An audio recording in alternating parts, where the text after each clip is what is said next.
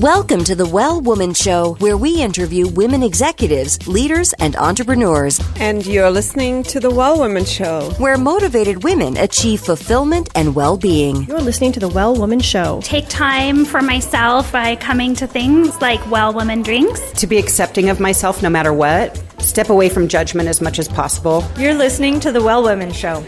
You're going to be in for a good ride. I don't regret anything. Everything I've ever done, I've learned from it, one way or another, good or bad. Being a little bit selfish for yourself, put your own oxygen mask on first and then give what's left. I'm a woman. I would prefer to tell my own story. My story, though it's very personal, is universal. You're listening to the Well Woman Show. And now your host, Giovanna Rossi. Hi, Giovanna Rossi here, and welcome to another episode of the Well Woman Show, where I interview women leaders, executives, and entrepreneurs about their lives and their road to becoming and being who they are today. Are you at the top of your game professionally but feeling burned out, or finding it hard to focus on your goals, or unfulfilled personally? Or are you in transition, simply juggling so many things you find it hard to take care of your own needs? Well, you're not alone.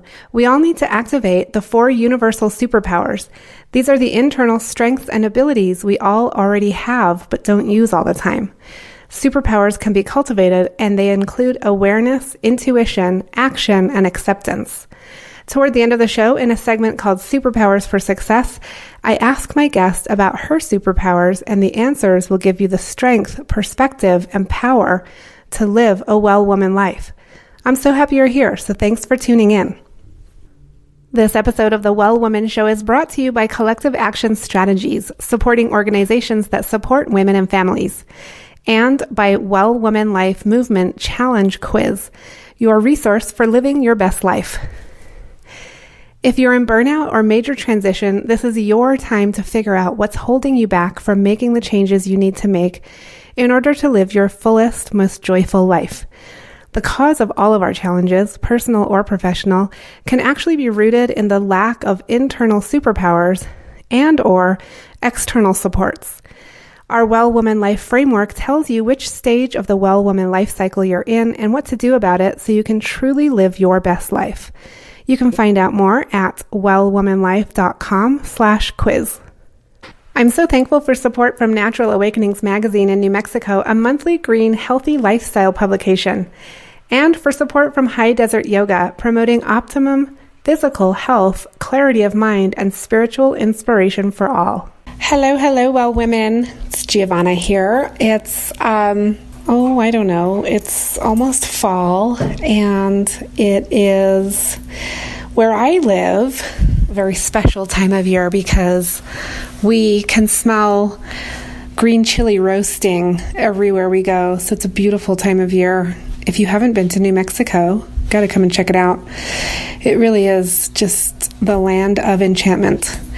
I'm super excited to welcome new listeners to the show. I know we have quite a few. And welcome our usual listeners back to the show. If you haven't checked out the quiz, go to wellwomanlife.com/quiz, and you can answer 2 quick questions, and then you'll find out where you are in the life cycle and what you can do about it. And we send you all kinds of good tools and information. And if you've done it before and you want to do it for a new challenge that you have, that can definitely do that. I don't know if you can hear my dog Sunday in the background. She's roaming around here with me. Anyway, I think she might be a little hungry or thirsty or something. But I am excited today to bring you an interview that was so fun to do with Lynn Marie Morski. And this caught my eye. I have to tell you, I get a lot of requests from people to be on the show. And a lot of times I have to say, no, not right now, or maybe later. But this one caught my eye because of the way she talks about quitting. She talks about strategic quitting. I just love that. I love taking concepts and turning them around and making something that is usually thought of as negative and making it into a positive. So many of you know I talk about being selfish. And recently I was writing a paper to be published at a conference, and I used the word selfish, and the editor wrote back saying, "Do you mean to say selfless?" And I was like, "Nope, I do not mean selfless. I mean selfish. And this is what I mean by it." So it was a good opportunity for me to explain it a little further, I guess. But anyway, Lynn Marie Morski, she talks about strategic quitting. And she is interesting because she's a serial quitter and extremely successful. So I think that's the key takeaway here, is that she talks about how to quit. And, you know, we talk a lot about saying no and setting boundaries on the Well Woman Show so that you can say yes to other things. And she is a serial quitter, and you can tell by her bio because she is a physician, an attorney, speaker, author, and she says a lifelong quitter. She is the founder of Quitting by Design, and she's on a mission to help people carve out a successful life through strategic quitting. So she's been quitting things all her life and really creating the life that she wants because of that. So it's a little bit like looking at our superpowers, which we do. We went into depth, into great detail about that at the retreat recently. But, you know, how you find your superpower, and part of the process is by looking at what people usually say is something negative about you, and you turn that into your positive. So she turned her quitting into a positive.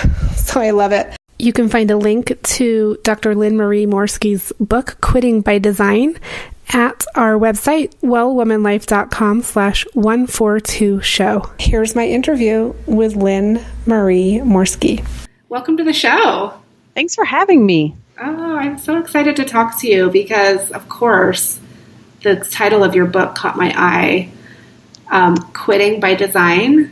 Yes. Oh my gosh, I love it, because I talk a lot in my Well Woman Life community about setting boundaries and saying no. And so what's your whole deal here with Quitting by Design? My whole deal is that quitting, as you know, has gotten a terrible rap in our society. All this quitters never win, winners never quit business is super toxic because, as anybody knows, in the wellness space or high performance, there's a lot of things you have to quit to get to where you ultimately are at a life that is in line with your passions and your purpose. You know, we don't wake up at 18 knowing exactly what we want to do and where we want to do it and who we want by our side to do it with. And along the way, you have to make a lot of quits. And so my whole thing with this is that I want to destigmatize quitting, but show people that it's not just up and quitting. You can't just, like Office Space, go in and burn the place down if it's a job you're quitting, or, storm out of a relationship. You need to quit strategically so that you end up in a better place, which involves knowing exactly what you need to quit and working through all the fears you might have, and then getting logistics in place, and then making that quit in a way that preserves relationships. So that's my whole thing with quitting. Yeah. Okay. That's what I figured, but I find it so fascinating, and I can't wait to dive into this conversation with you, because you have a lot of things on your bio, like you are a physician, and you're an attorney, and you're a speaker, and you're an author. And so by the looks of things, it doesn't look like you have been quitting. It looks like you've been adding. Right. So how have you managed to use this as a tool for your own career? Well, I didn't start off as any of those things that you just listed. I started off as a video editor and multimedia designer. Let's say those are my first two careers. They were, one was right after the other. And actually I quit video editing to do multimedia design. And I was in multimedia at age 20, 21. I was even in grad school for multimedia. And I was at work one day and I was like, man, I'm not great at this. And I don't love it. I mean, there were parts of it that I did love. And I thought, okay, maybe if I got a few more qualifications, maybe if I learned JavaScript, which was like what you needed to get better at that job at the time, maybe then I'll like it. Maybe I won't feel so incompetent. And I went to this JavaScript, seminar class. And I remember at like lunch, the lunch break, thinking, if this is what it takes to be good at this job, this is miserable. I never want to be good at this job. We are going to have to quit this right now and start over. And as a person who I had always known my trajectory, or I thought, like, okay, I'm going to go into school and do this thing. And I never pictured like, oh, you're going to pull the brakes at 21 and make a massive life change. But I did. I'm super grateful because I would be a totally employed multimedia designer, totally unemployed multimedia designer by this point, because it takes so much coding and all these things that I just didn't want to do. And that was my first major quit. And then within that path that you mentioned with the doctoring and the lawyering, there are still a lot of quits. Like, for example, when I decided I'm going to quit multimedia, I thought, okay, you've already made one major, like, let's say not mistake, but you've chosen one career that wasn't necessarily right for you. So let's make sure you really know that the next one's going to be right. So I did all this research and I came up with, I want to be a sports medicine doctor. And at the time, I didn't pay attention to the fact that when I thought about becoming a doctor and I thought, okay, which specialty would I want to do? I looked at all the specialties and zero of them even seemed tolerable except for sports medicine doctor, which is the least medical thing you could do with a medical degree, right? Like most of the time you're handing out like ice and rest, and that should have been my first clue. But, I'm 21. I think at that point, I hadn't developed the same intuition, listening skills, or, that I now advocate for others. But at that time, I just was kind of like, I need to find something that has a future, that has, a financially stable future, and that I like more than multimedia, and that I'm going to be better at than multimedia. And so I went into sports medicine, and that was a 10-year trip because I had to do pre-med all over. I hadn't taken pre-med classes. So I quit grad school midway through. There's another quit. And I just ignored the sunk costs because obviously I'd paid for half of a grad school education. And some people would have said, oh, you should stick that out, finish and get your graduate degree in multimedia. And I would have said, for what? Like, if I don't want to do it now, I'm not going to want to do it more when I have the degree, and I'll just be out another year of time and tuition. So I quit. And then I started the pre-med thing, and then I miraculously got into a medical school and then a residency. And then I get all the way to sports medicine fellowship. And I realized, oh my gosh, I don't like this. And I don't want to do this either, which was obviously a crushing blow, crushing self-realization, because I just spent $250,000 in loans and a decade of my life to get there. And that was another quit, as I said, I'm not going to do this. I'm not going to be, like, at the time I was at the University of Arizona, and we were working for the Arizona Diamondbacks, and they would call me at all hours of the day, like, you need to rush over here and do this exam, or you need to rush over here and give somebody like an allergy shot. And I was like, I don't need to rush over. Like, none of these things you're talking about are actual emergencies. Just, you're used to people doing whatever you want at whatever time. But me leaving a clinic full of patients because one of your guys needs an allergy shot is not an emergency. And I was like, I'm not going to do this. So I said right then and there, I'm not working 40 hours a week in sports medicine. I will work as much as I have to pay the bills while I try to find some other way to make this medical degree work. And so that was another quit within this. And like you and I were talking a little bit before we started recording, after I got out of law school, I didn't mention this, but I was in a startup for a year. I was co-founder of a startup. And after dedicating a year of time and hard work to that, I had to quit that as well because it was not at all fulfilling what I thought it would fulfill. And so along this path, and I quit, I taught law for a bit and I stopped doing that. And there was a lot of little micro quits. So yes, I'm still a practicing physician and I still have a license to practice law in California, but there are little ways that I've carved out my career over the years through strategic quitting. Okay.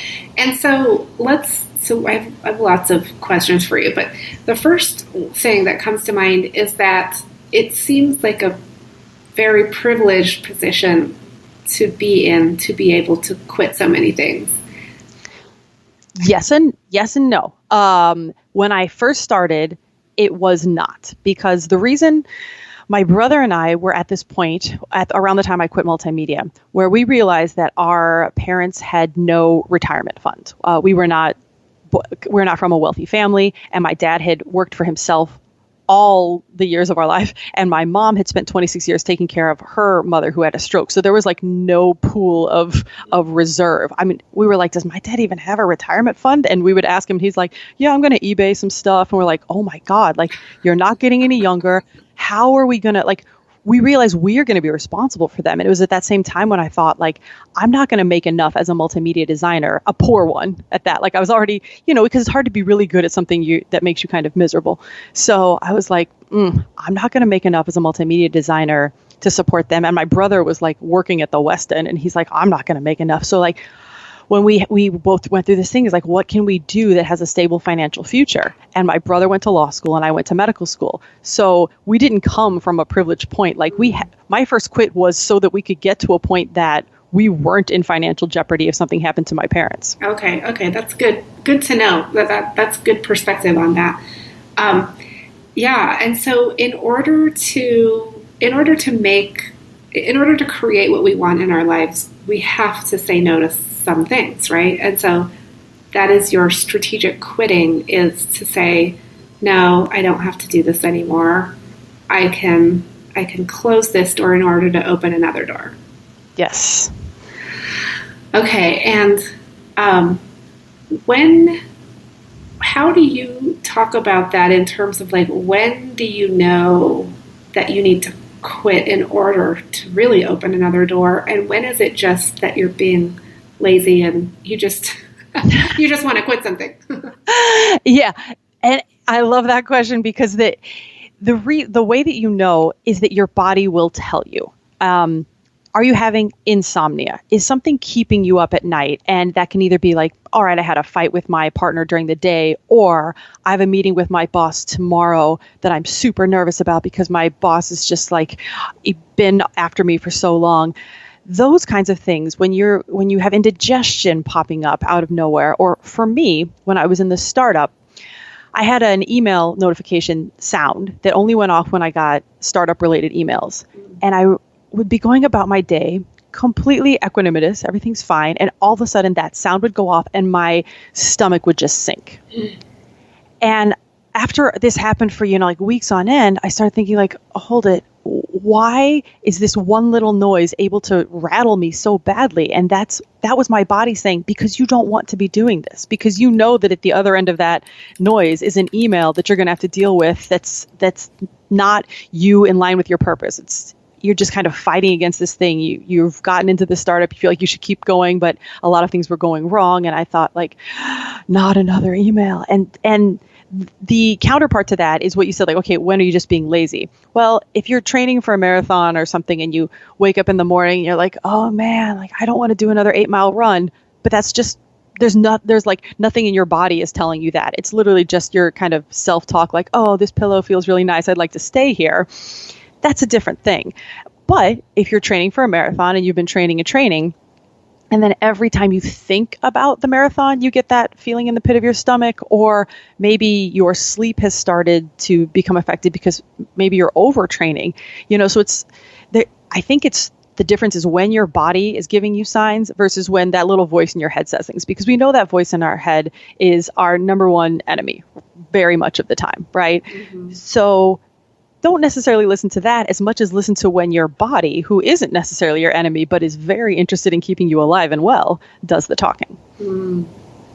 Yeah, so it's really tuning in, having an awareness and tuning into your body and how you're feeling and reacting to things.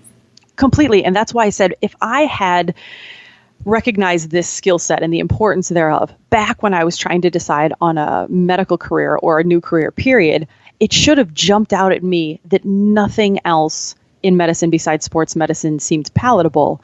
And it should have jumped out at me even more that when I got into medical school, and in the third and fourth year, you do different rotations. You do a rotation in surgery and family medicine and OBGYN. And everybody else around me, I would say like, okay, what are you going to do for a residency? Which specialty have you chosen? And they would all, well, not all, but very often they would say, I don't know. I like all of them. And if they asked me that question, I would be like, oh, I don't like any of them. I'm just waiting for sports medicine, and that should have been my intuition was saying like, hey, if you don't like any of these things, maybe the practice of medicine, traditional medicine is not for you. But like I said, back in the day, and a lot of things cloud our ability to see our intuition. And at that time it was like desperate need for financial stability. And once you're already like I said, $250,000 in debt, it's very hard to say, okay, I'm going to up and stop a thing. Yeah, exactly. Okay. So then the strategic quitting that you talk about, is it also, I assume that it's also very handy in your personal life. Like you can quit a relationship or quit unhealthy habits or those kinds of things. Yes. Oh, absolutely. It's the timing is funny because I literally quit a friendship maybe 10 minutes before this podcast started because I have a friend who has just canceled on me so many times that I literally finally downloaded a calendar app for him. Like, okay, we're going to make you not cancel. Like, here, we have all of our things we're going to do. We're going to be in this calendar app. We had set on, we're going to do something tonight and calls. Gives me no good reason. And I was like, this has happened too many times and my time is too valuable. So this friendship is just not working for me. Either you can be, impeccable with your word or not. And that's the kind of decision I have to make a lot for my own sanity. And relationships for sure. Like the second that my body speaks the loudest when relationships aren't going well. Like it will literally hit me over the head with a hammer in 14 different ways. I remember one time I spent like $1,000 on different treatments for this back pain that the second I broke up with whatever boyfriend I was with at the time, it was gone. And from that point on, I was like, oh, back pain is generally going to be telling me, maybe look at your relationships. And it does. So those kinds of things for sure are great places to use strategic quitting. Yeah, definitely. I mean, that's creating the boundaries, to say no, like I'm not going to have this relationship anymore. So the relationship that you just broke off, did you have a conversation and like, do you feel better after the fact? Well, and this was just a friendship. And that's the thing is that like, I don't have a whole lot of relationships in my history. So most of my quitting people is, like a friend or family member. And I once did a Facebook Live on quitting family members, and it was the most liked and commented one I'd done because that is, a lot of times those are significant quits because they can have a real effect on your life in many ways. But yeah, just as a friendship, literally I didn't have time to have the conversation because I was like, I have a podcast to record. But at some point, I will just bring up and in a text or whatever means of communication, like I told you what it takes to be in a friendship with me. You have to respect my time. You and I are both authentic people. We do meditation, we journal, like we try to, that's why I said impeccable with your word, because he's all about the 4 agreements. And I'm like, we're all about being authentic and doing what we say we're going to do. And it's not like I would quit a relationship that I never told the person, okay, this is what bothers me. Yeah. But I have definitely said it multiple times. It bothers me when you disrespect my time, when you cancel things at the last minute. And I'm like, I have podcasts to record. I have a book coming out. I have lots of things all over my schedule. I can't just make and break plans whenever. And it hurts my feelings and it disrespects my time when you do. I've already said that. And so at this point, I'll say, look, we've already had this discussion. I cannot, and I will essentially say what I might have just said to you. I think people treat you the way that you let them treat you, right? And I'm not going to let you treat me this way anymore. That's it. Yeah. But it takes really, standing in your power and setting those boundaries in order to be able to have that conversation, because that just making that decision and having that conversation or communication, however you do it, is really scary for some people. And like, they'll procrastinate on it for weeks or months or years.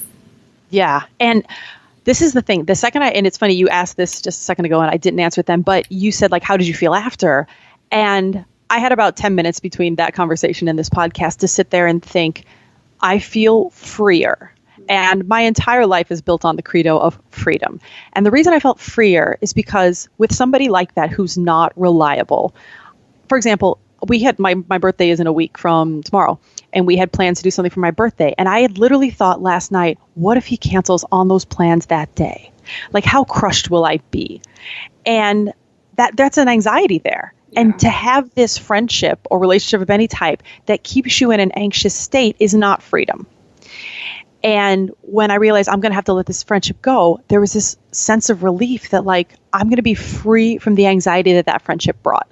And that happens almost any time that I quit a relationship. The reason I'm quitting it is there's generally disrespect, but because of that disrespect, there was probably a lot of anxiety that came with it, and got no time for that. Like, there are plenty of things in the world that can make you anxious. It shouldn't be the people you choose to spend your time with.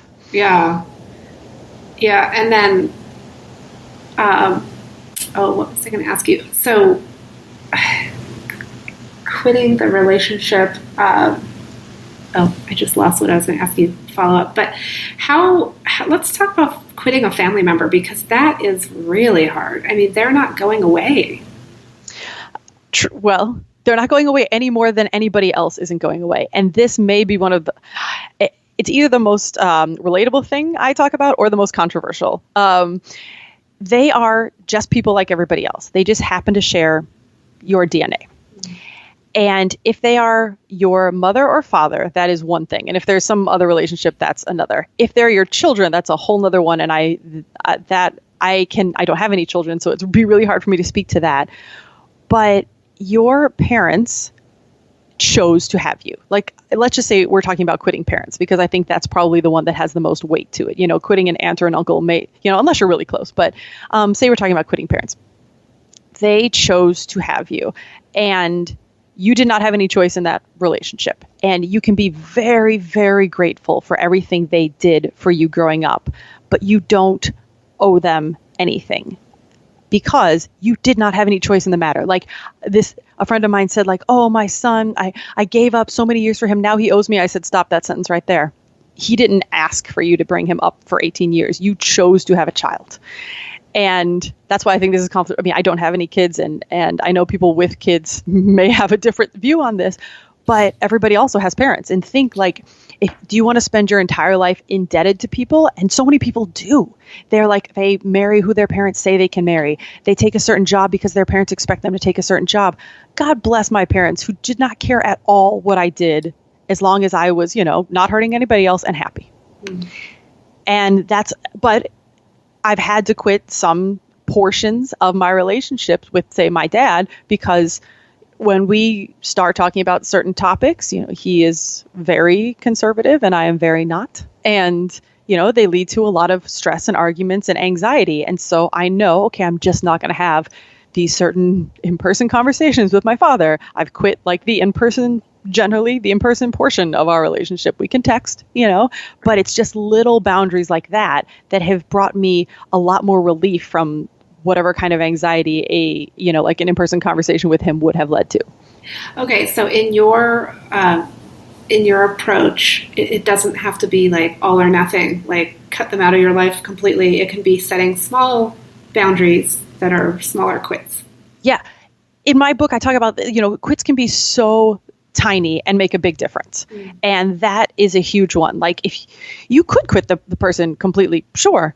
But part of the strategic quitting process is figuring out exactly what part you need to quit, because it's so much harder to quit an entire thing. Like, okay, I'm going to quit my entire job and find another job. Well, wouldn't it be easier if it's your boss causing the problem, that maybe you could transfer to another maybe department in that same company? Or if it's the commute that's bothering you, could you just quit the commute and ask to work from home instead of finding an entire another job? Quitting's not easy. So quitting an entire family member is dramatic, and it's got, generally repercussions. And frankly, that's kind of initially what I had done with him, because I was just like so over these conversations. But then I realized, okay, hey, texting is not going to cause too much of a problem. Phone conversations aren't great. In-person conversations aren't great. But, I tested the waters and thought, okay, I can pull back from this quit, because there are two things. Quits don't have to be fatal and permanent, and they don't have to be huge. So knowing that, you can try, a major quit the whole thing, and then you can scale back and be like, okay, maybe I can add back a little. And the thing is, it's a trial and error, because last time I went home, I went to see him in person. It didn't go great. I'm going to, scale back to just texts, Right. Okay. So I think that women especially are socialized to just stick with it, keep going, stay on task.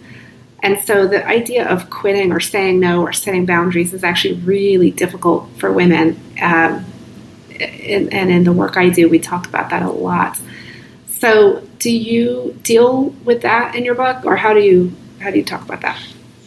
I don't specifically deal with women as if we're somehow different. And I get that there are extra pressures, but there are also extra pressures on men, for example, in quitting a job if they happen to be the breadwinner, and not that they always are the breadwinner, but let's just go with like old school 1950s society, like at that point they would have more of an issue. But then back to women, if they're the caretakers, then it may be a bigger deal if they quit wanting to take care. For example, if there's some kind of divorce and the mother is like, I don't feel as though I could take care of the kids and the father should, then you're right. There's more of a pressure on the female of that duo.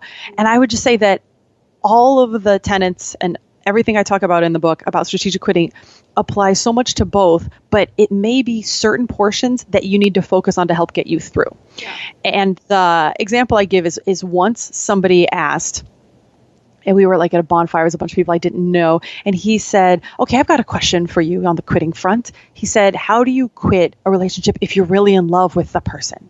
As if that was somehow like different from other relationships. But, I was like, okay, well, and I started scale it like kind of like Rolodexing through all of the things that I talk about quitting. And what I came up with on that one is opportunity costs. And I said, like, if your goal in life is to be with that person, okay, that's one thing. But if your goal in life is to be in a loving relationship, then whether or not, then that person that you say you love, that you're having a hard time quitting, if they're not going to be in that loving relationship with you, then you are missing out on the opportunity to be in a loving relationship. Mm. And for women, I think that's a good one to focus on. Like, if you're in for example, a marriage that isn't working for you and there's all kinds of baggage keeping you in that marriage, think about the fact that you, at the end of the day, you and potentially, your children deserve happiness. And if that isn't bringing you happiness, but you're staying, you're missing out on the opportunity to be in something that will. And recently I was at a retreat, and this woman, her name is Sharon.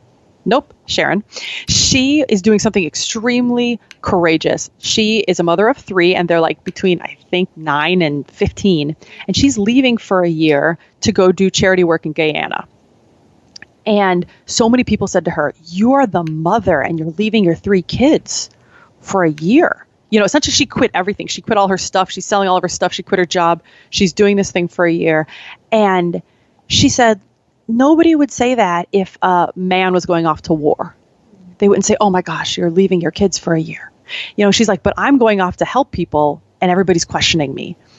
And that really like smacked me in the face with, how differently we speak to men and women about quits.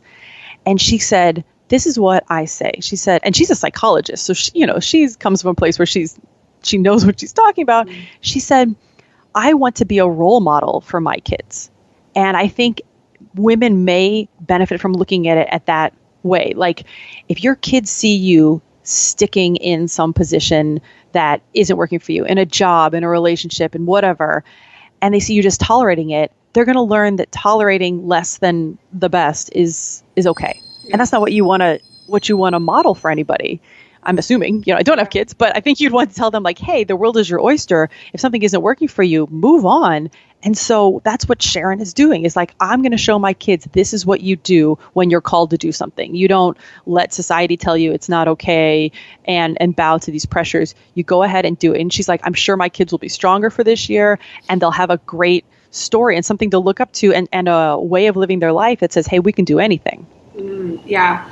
Oh, that's so interesting. Well, historically, women are valued for 2 things, how they look and how they nurture. And so this woman that you're talking about is being judged left and right because of the way she's nurturing, how she's choosing to handle her nurturing role. Right. Yeah. And so that's fascinating. Well, I want to ask you, or actually, this is reminding me of when I did a lot of quitting, which I will share on the show here because we're talking about strategic quitting. And I love the way you talk about quitting as the most undervalued self-care tool because I think it totally, is. I mean, I talk a lot about self-care and putting ourselves front and center so that we can be who we need to be in the world. And I started my own journey into really like true awareness and fulfillment and this well woman life community and sharing and mentoring women. So I started this whole thing through my own major plummeting into the depths of despair in life, and which included a lot of quitting. And so what I did was I quit smoking. Congratulations. This was like 14 years ago, or more, like 14 or 15 years ago at this point. 15 years ago. So I quit smoking, quit my relationship. I was engaged at the time, quit my relationship, and I quit some friendships too. So I just basically reevaluated my whole entire life and just started saying no to things. Like, no, this is not the relationship I want. No, this is not the health I want. No, this is not the life I want, Yeah.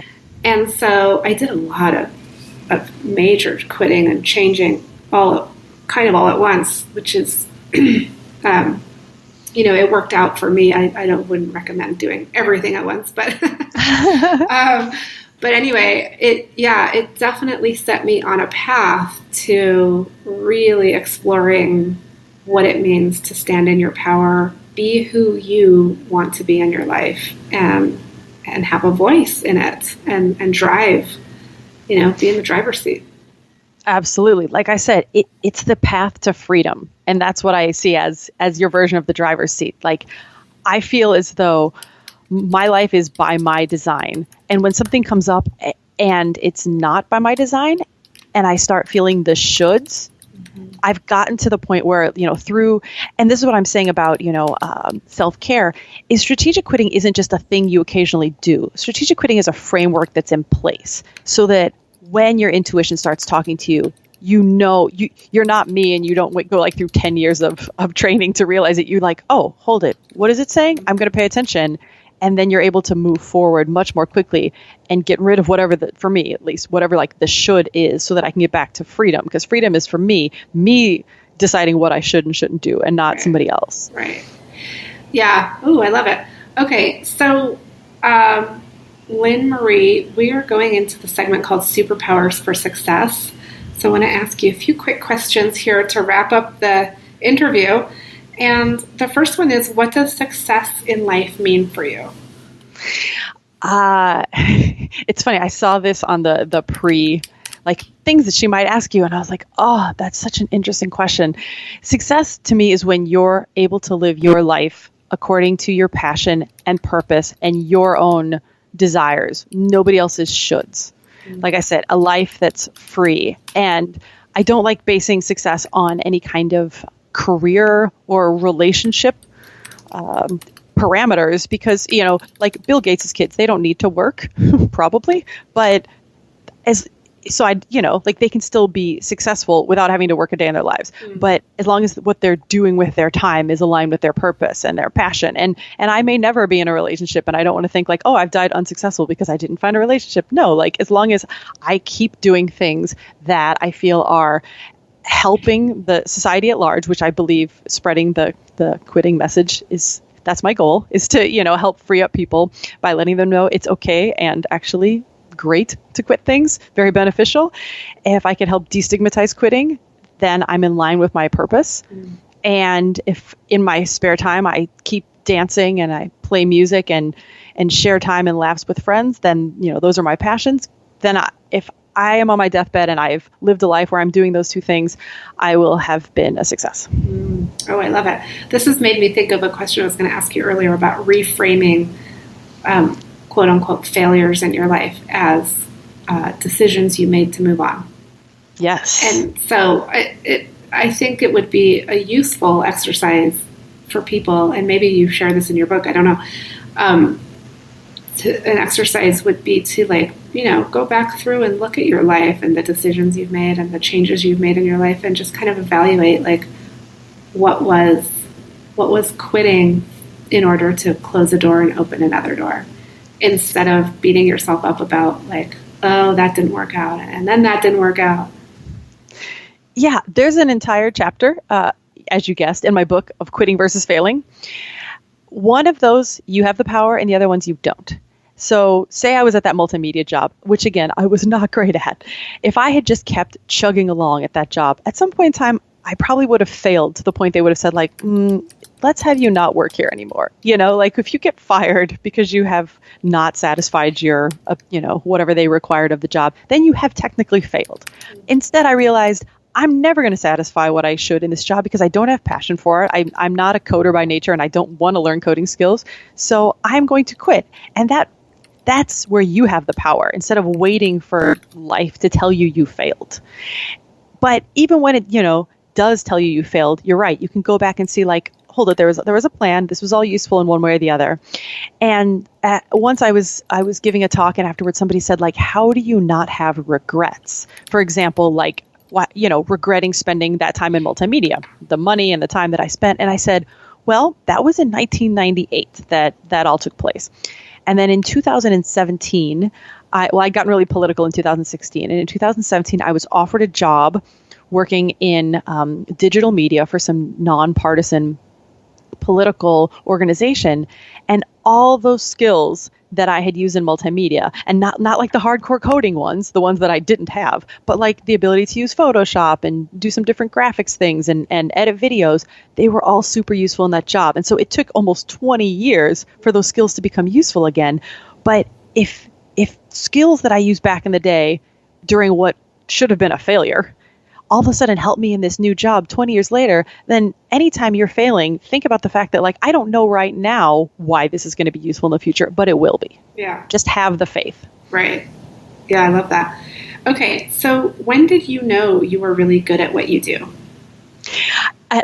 Okay. Is it the quitting thing? Because I am not great at medicine or law. I will. Yeah, let's take the quitting thing. Let's focus on that. And it's funny that you bring that up, because I talk about imposter syndrome very often as somebody who's got a lot of things, like you said, on my resume. It's really hard to be great at a lot of things. Jack of all trades, master of none is definitely a phrase that comes up in my own head a lot. But that's when I knew I had found my true calling. Is I never feel like an imposter talking about quitting.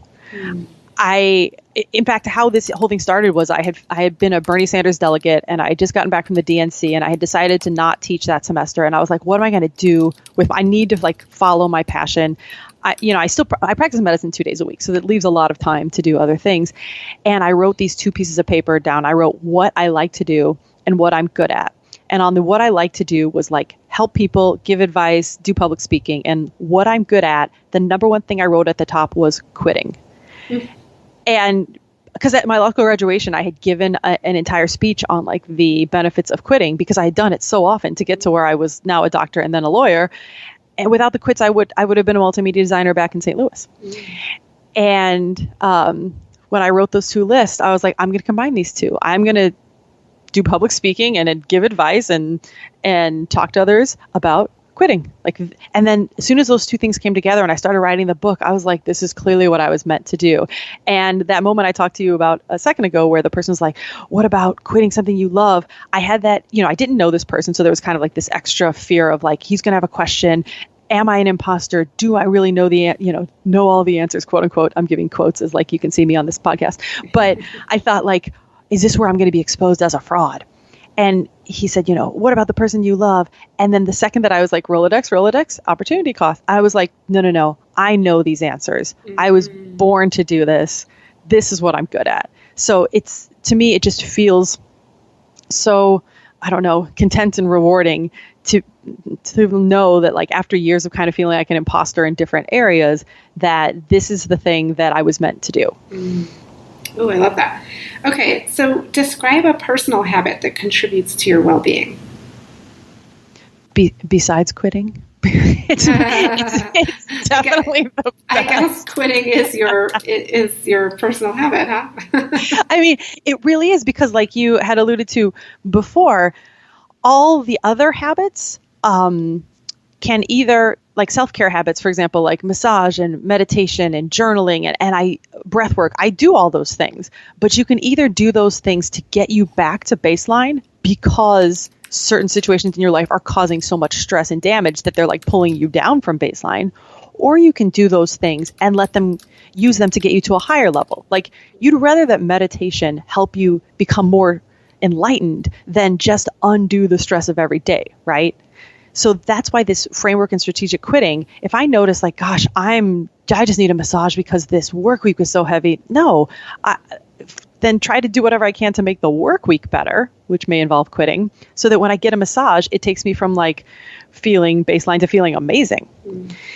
So I do a ton of, I work out every day. I have meal delivery service that provides all my meals so that they're very healthy. Like, I have all the health and fitness things taken care of. And then I have this extreme like hobby life where I play the bass and I do open mics and I swing all kinds of fun clubs and stuff that's a fitness thing you'll see it coming, but it's a way of kind of dancing with these fitness equipment. I do all kinds of fun things, but at the end of the day, I wouldn't be able to do those if I hadn't quit the things that were in my way from having free time, from having energy, from having just overall that freedom to explore new areas. Ooh, okay. And so wait, what is this new fitness thing that you... Okay. So it's called, well, it's not new. It's like eons old, but there's two things. One is called steel mace and one is called Indian clubs. And they're different weighted objects that you kind of spin around while you can either just do them standing still, but I'm a dancer. And so I do them while kind of dancing. And it's a great way to like improve neuroplasticity and to keep creative juices flowing while you're working out. And I just got into those. I was doing a Brazilian martial art called capoeira for the past 7 years. And I just quit that recently because I realized it was no longer serving my needs. And it's that balance of like, is it more friction than benefit? And when I realized that was tipping toward the friction, I made a very difficult quit because everybody who knows me identifies me as like this Brazilian ninja. But when I quit that, I was like, oh, I've got all this mental free space now. And I've wanted to try these club spinning before. And the second I tried it, I was like, oh my gosh, this is amazing.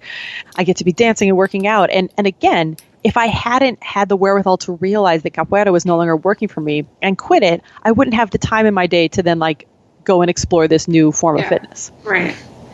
Yeah, no, that's a great example. Okay, so I kind of think I know the answer to this next question, but let's see what you're going to say. Am I super predictable? No. It's just because we've just been talking. I feel like, well, anyway, what superpower did you discover you had only to realize it was there all the time? Oh, that's funny. Yeah. I will try to not use quitting for another superpower, but, and when I saw this question and I thought about it, I was like, how do I say this in not an egotistical sounding way? But, we were all, not all of us, but many of us who have worked to the high performer status were probably some version of the fat kid in school. And I wasn't the fat kid. I was just the extremely awkward, nerdy kid, no friends. And again, not from a wealthy family. And my town definitely had a wealthy side of the tracks and then my side of the tracks. And so there was kind of this like never enough thing growing up. And you spend a lot of time combating that with achievements, let's be honest. And at some point, I would kind of get these inklings from people like, you really inspire me, or I really like that you're doing this or that, or like, wow, that's incredible. But I really it's hard to believe it at some point. And then I put out this podcast, which I've been doing for almost a year now, called Quit Happens. And I get other people on the show who talk about their quits. And then I do these Facebook Live things every week where I talk about my quits, and I get pretty vulnerable in them. And I've had people come up to me and just like tell me how much some of those mean to them. And I'm like, oh, you had the power to inspire all along. You just never let yourself realize it because you had this mindset of not enough. You know, so many of us have that. And not that I've totally gotten over it. You know, it's very hard to remind yourself every day and just live in a place where you know you're enough. But after some point of enough, feedback, you have to start saying, like, if everybody else thinks I'm enough, let's look at the data here. Maybe I'm enough. And maybe just me being who I am and sharing my authentic self is enough, period. Enough to inspire people, but just enough, period. So I think maybe my superpower is just realizing that being myself is enough to help others in some way. Is it inspiring? Is it in giving them advice? Is it just in letting them think like, hey, she's not very traditional. I don't have to be very traditional. She's like 40 plus, doesn't plan to like have any kids, works these weird hours, twirls some clubs. Like, she seems to be doing okay. Maybe I could do that. Right. So I think that's it. Yeah, I love that. And this idea that the never enough is such a recurring theme, I feel like, in so many conversations. And I think that we can get external validation, and in terms of like being enough, but really it definitely comes down to knowing that within ourselves. And when you get to that point, just how much opens up for you. Yeah. If there's one quit to rule them all, it would be quit thinking you're not enough. That's awesome. Okay. So what advice would you give your younger self, say 25-year-old self? 25. It's funny, as I was talking about a minute ago, I don't have regrets. Like, it's hard for me to tell people that they should go to medical school because of how traumatic it was for me, and especially how traumatic residency was. But I wouldn't undo it because it led to where I am now. Yeah. And I would say tell that, I hear this so many times. Everybody just tells that 25-year-old person like, hey, it'll be okay. And I'm not sure that I'm any different there, because that 25-year-old was super anxious about everything all the time. That 25-year-old was in the middle of medical school, fighting against something I clearly was not cut out for, nervous all the time, stressed out because I didn't have friends or relationships or whatever kind of thing.